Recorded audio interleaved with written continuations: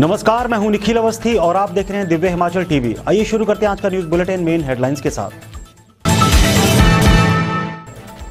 हिमाचल में पक्के होने लगे कर्मचारी, प्रारंभिक शिक्षा विभाग ने मांगी C&V और JBT की डिटेल।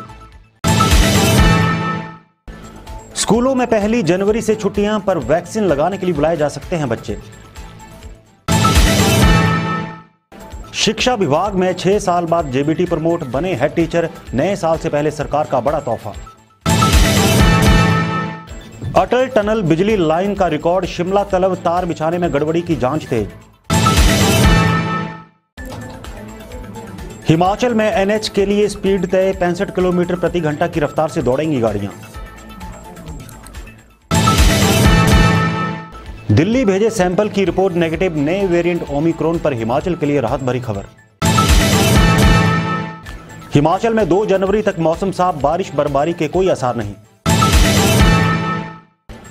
क्रिकेट के बाद हिमाचल वॉलीबॉल चैंपियन, बेटियों ने कुरुक्षेत्र में बजाया जीत का डंका। और अब समाचार विस्तार से। प्रदेश सरकार के निर्देशों के बाद विभिन्न विभागों में 2 साल का कार्यकाल पूरा कर चुके कर्मचारियों के नियमितीकरण पर काम शुरू हो गया है। इसके तहत 30 सितंबर को 2 साल पूरे करने वाले कर्मचारी रेगुलर होंगे। इस संबंध में शिक्षा और जल शक्ति विभाग में भी प्रक्रिया शुरू हो गई है। हिमाचल सरकार से अनुबंध से नियमित करने के आदेश होने पर अब कई विभागों में रेगुलराइजेशन की प्रक्रिया शुरू हो गई है। बुधवार को प्रारंभिक शिक्षा विभाग ने JBT और C&V की कैटेगरी के लिए सभी जिलों से डिटेल मांग ली है। इन दोनों कैटेगरी के लिए क्योंकि डिस्ट्रिक्ट कैडर होता है, इसलिए उप निदेशकों के स्तर पर ही ऑर्डर जारी होंगे। इसके बाद TGT के लिए प्रारंभिक शिक्षा निदेशालय जरूरी प्रक्रिया शुरू करेगा। उच्च शिक्षा विभाग ने भी प्रोसेस शुरू कर दी है और आगामी कुछ दिनों में यहां भी अनुबंध कर्मचारियों को रेगुलर किया जाएगा। बुधवार को जल शक्ति विभाग ने भी अपने सभी सर्किल में तैनात अनुबंध कर्मचारियों की जानकारी मांग ली है। इनके आदेश भी कैडर के हिसाब से होंगे। राज्य सरकार ने मंगलवार को ही 30 सितंबर 2021 तक 2 साल की अवधि पूरी करने वाले अनुबंध कर्मचारियों को रेगुलर करने के आदेश जारी किए हैं। कार्मिक विभाग से हुए यह आदेश सीधे सभी विभागाध्यक्षों को भेजे गए हैं। शिमला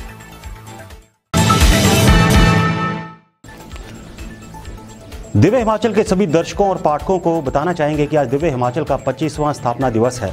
तो इस मौके पर दिव्य हिमाचल परिवार की तरफ से सभी दर्शकों और पाठकों को बहुत बहुत बधाई। और आइए देखते हैं इस उपलक्ष्य पर क्या कह रहे हैं हिमाचल प्रदेश के मुख्यमंत्री श्री जयराम ठाकुर। दिव्य हिमाचल दैनिक समाचार पत्र के 25 साल आज पूरे हो रहे हैं और मैं इस लंबी यात्रा और सफल यात्रा के लिए जहां बधाई देता हूं, वहां मैं आगे के लिए भी भविष्य के लिए शुभकामनाएं देता हूं।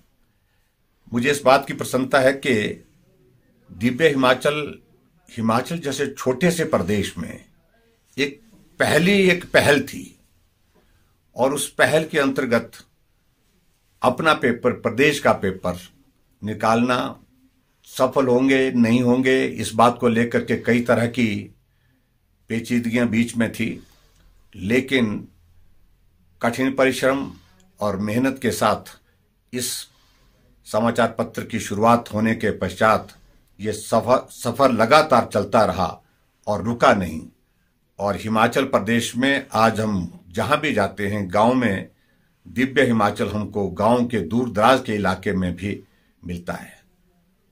और लोकतंत्र के चौथे स्तंभ के रूप में जो एक महत्वपूर्ण भूमिका इस समाचार पत्र के माध्यम से हिमाचल प्रदेश में निभाई गई है, मैं उसकी तारीफ करता हूं। मैं बहुत सारी शुभकामनाएं देता हूं आने वाले समय के लिए। बहुत बहुत बधाई और शुभकामनाएं।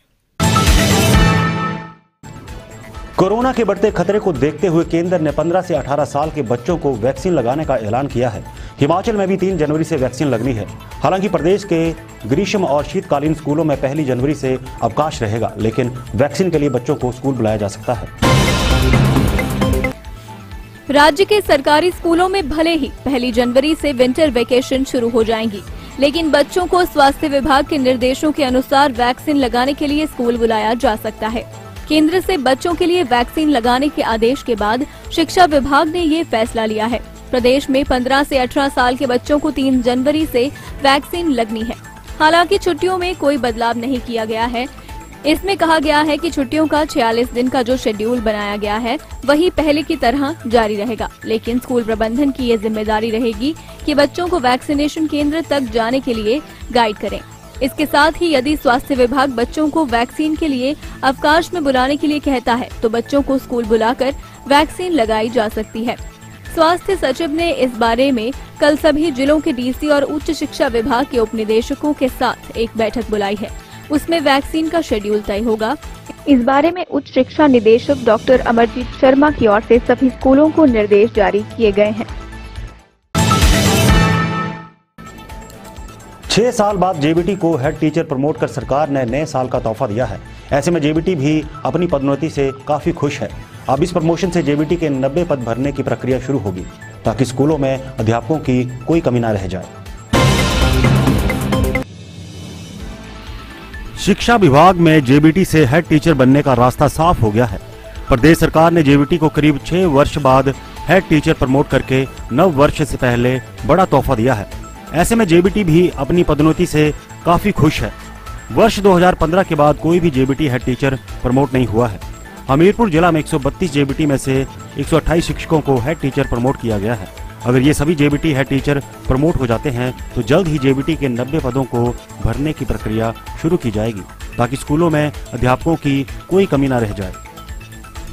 क्योंकि सन 2015 के बाद शिक्षा विभाग में जेबीटी से एसटी की प्रमोशन नहीं हुई है, तो 6 साल का लंबा इंतजार आज खत्म होने जा रहा है और आज की तारीख में ही हम लोग ये लिस्ट आउट करने वाले हैं। टोटल हमारे पास 132 लोग प्रमोट होने थे, जिसमें से कि हम 128 प्रमोट करने जा रहे हैं। अगर ये पोस्ट हमारी फिलअप हो जाती हैं, प्रमोशन आज हो जाती है, तो 90 पोस्ट को भरने का जो रास्ता है आगे वाला वो बिल्कुल साफ हो जाता है। इसकी प्रक्रिया हम कुछ ही दिनों में तुरंत आरंभ करने वाले हैं। बिजली बोर्ड कर्मचारी यूनियन ने अटल टनल में 33 kV XLP केबल बिछाने के मामले में बड़ी गड़बड़ी के आरोप लगाए हैं। इसको लेकर बिजली बोर्ड ने जांच शुरू कर दी है और इस संबंध में सारा रिकॉर्ड शिमला मंगवाया है। अटल टनल में 33 kV XLP केबल बिछाने के मामले की जांच शुरू हो गई है। बिजली बोर्ड ने पूरे मामले का रिकॉर्ड शिमला तलब किया है। इस रिकॉर्ड की जांच के बाद आगामी कार्रवाई अमल में लाई जाएगी। मामले में जिन रेट का हवाला दिया गया है उनकी सत्यता परखी जा रही है। गौर हो कि बिजली बोर्ड कर्मचारी यूनियन ने अटल टनल में केबल बिछाने के टेंडर जारी होने पर सवाल उठाए हैं।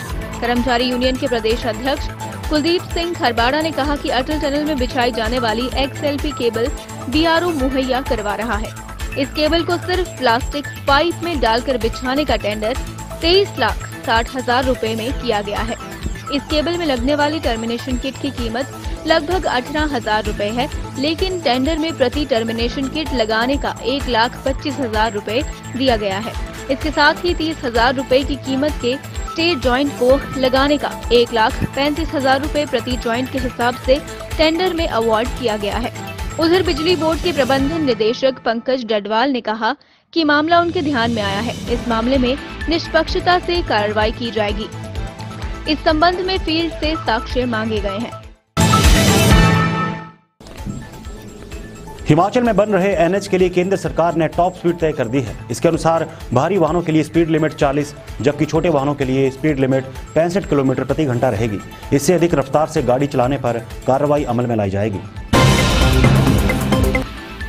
हिमाचल में बन रहे नेशनल हाईवे पर वाहनों की गति सीमा तय हो गई है। प्रदेश भर के 5 बड़े नेशनल हाईवे 4 लेन में तब्दील होंगे, लेकिन यहां वाहनों को तय सीमा में ही चलाने की इजाजत मिलेगी। हिमाचल में नेशनल हाईवे की टॉप स्पीड 65 किलोमीटर प्रति घंटा तय की गई है। ये स्पीड छोटे वाहनों के लिए निर्धारित है, जबकि बड़े और भारी वाहन 40 किलोमीटर प्रति घंटा से अधिक रफ्तार से नहीं चल पाएंगे। हाईवे पर CCTV से निगरानी की जाएगी और तय सीमा से अधिक गति में वाहन चलाने पर चालकों के खिलाफ सख्त कार्रवाई अमल में लाई जाएगी। बता दें कि हिमाचल में इस समय 5 नेशनल हाईवे 4 लेन में बदले जा रहे हैं।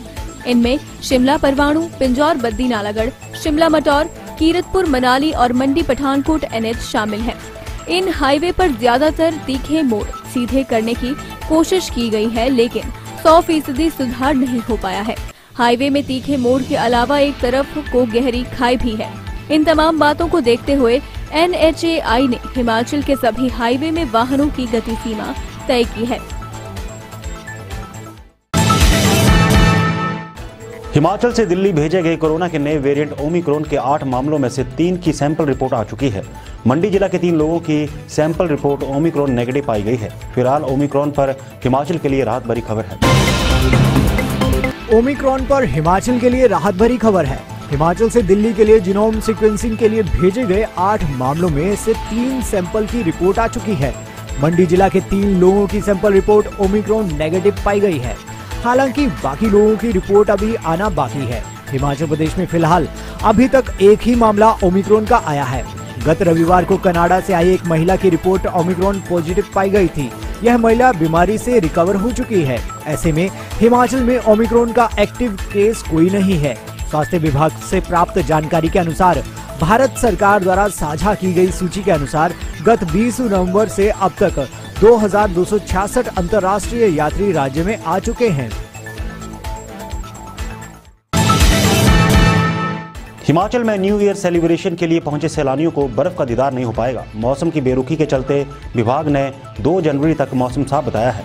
इस दौरान बारिश बर्फबारी के कोई आसार नहीं दिख रहे हैं। हिमाचल प्रदेश में आने वाले दिनों में बारिश व बर्फबारी के आसार नहीं है। मौसम विभाग ने 2 जनवरी तक प्रदेश में मौसम के साफ रहने का पूर्वानुमान लगाया है। हालांकि मैदानी इलाकों में मौसम खराब हो सकता है, लेकिन इस दौरान बारिश के आसार नहीं है। नए साल की शुरुआत में बर्फबारी न होने से बाहरी राज्यों से आए पर्यटकों को जहां निराशा हाथ लग सकती है, नए साल के जश्न के लिए बाहरी राज्यों से हिमाचल के मनाली, शिमला, डलहौजी, धर्मशाला और अन्य पर्यटन स्थलों में भारी संख्या में पर्यटन आए हुए हैं। ऐसे में नए साल पर पर्यटकों की बर्फबारी देखने की हसरत अधूरी रहने के आसार हैं।